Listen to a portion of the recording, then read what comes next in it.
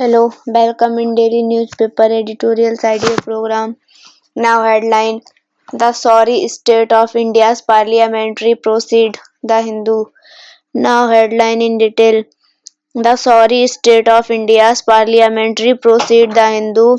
The diminishing of parliament is deeply damaging to India's democracy. Shashi Tharoor is the fourth term Congress member of Parliament Lok Sabha for Thiruvananthapuram and the chairman of the Parliamentary Standing Committee on External Affairs. He is the award-winning author of 26 books and the recipient of the Sahitya Academy Award, the Crossword Lifetime Achievement Award, and other distinctions. The competitive disruption of Parliament by both the opposition and more substantially the reserve benches made the recently concluded winter session of the legislature a travesty. There were more adjournments than discussion. Hardly any work was done, and the session was ended with the despaired sentiment that he had laid down the people of India. A new Nadir was plumbed when dealing demonstration by member of parliament MP on the step of the house led to accusation of assault and injury on both sides. For many of us who were brought up the regard parliament as as the temple of our democracy, its present and hallowed, and its produce and conventions as sacred. This seems a betrayal of everything the institutional is supposed to represent as a constituents of our democracy.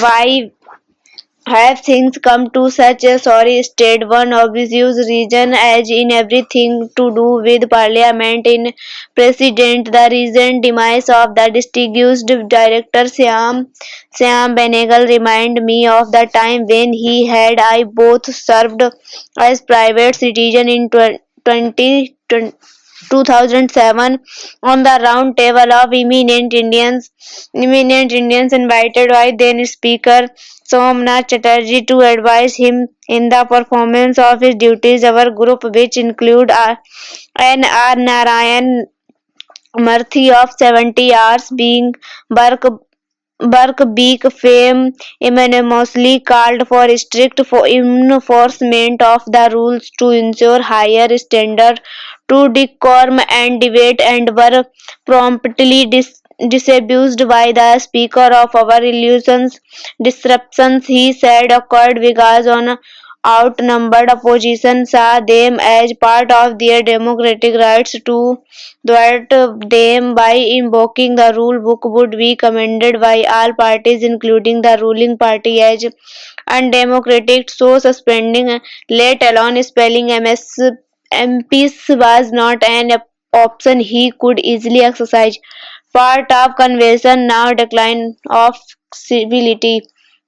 Whatever the merit of this method of parliamentary protest, and personally it is not something I have ever cared for, it has become part of the Convention of India parliamentary practice. Speaker of the Lok Sabha, Meera Kumar, whose decency and geniality were shamefully abused by a beleaguered Bharatiya Janata Party, still aware that it would be wrong to expel unruly opposition members without an all-party consensus on doing so.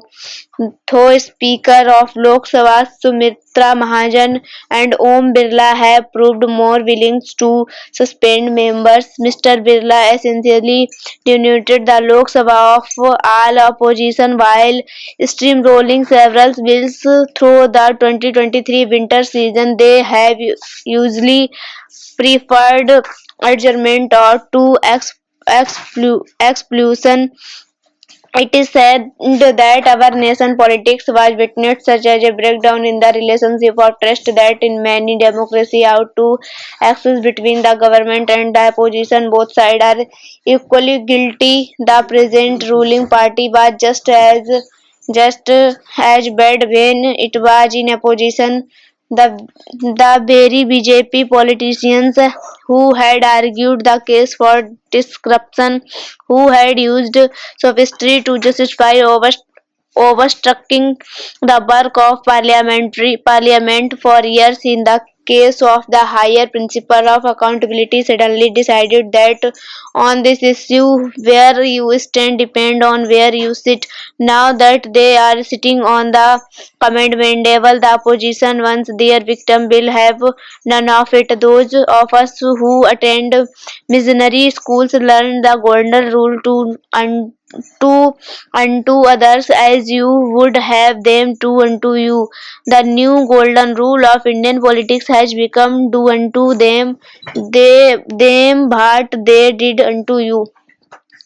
The representative in India in today's parliament. Third, arguably, is the public's own diminished expectation from parliamentarians. Gone are the days when skilled debaters and orators held away on the floor of the legislature, bringing public adulation in those pre-television days from admiring accounts of their speeches alone. Ram Manohar Lohia, a Nath Pai, a George Fernandes, a Mathu Liam, a Philo Modi, or a Mino Masani acquired politician importance and stature out of all proportion to the size of their parties because of accounts of their burial dues with a Nehru or an Indira Gandhi. Today there are no equivalents while the occasional represent or imposient speech enjoys a brief virality on YouTube on WhatsApp. These are few and far between and the opportunity to deliver them are rarer still. Instead there is a clear disconnect between electability and parliamentary performance. Disruption and contempt. Parliamentary standards have been in free fall for a generation. No one is elected or defeated at the polls because of their performance in parliament. Most MSP have limited interest in legislation and prefer to disrupt the proceeding rather than debate the principle. Meanwhile, the BJP government refuse to reach out to the opposition and the content to write request over it to pass it bills. It contempt for the legislature is barely concealed, unlike Jawaharlal Nehru, who attended Parliament rarely, Prime Minister Narendra Modi barely deigns to grace the House with his presence in the last few years. The government has has been increasingly treated parliamentary as a notice board for the announcement of its decision and a rubber stamp for legislating them rather than as a consultative body in deliberating democracy.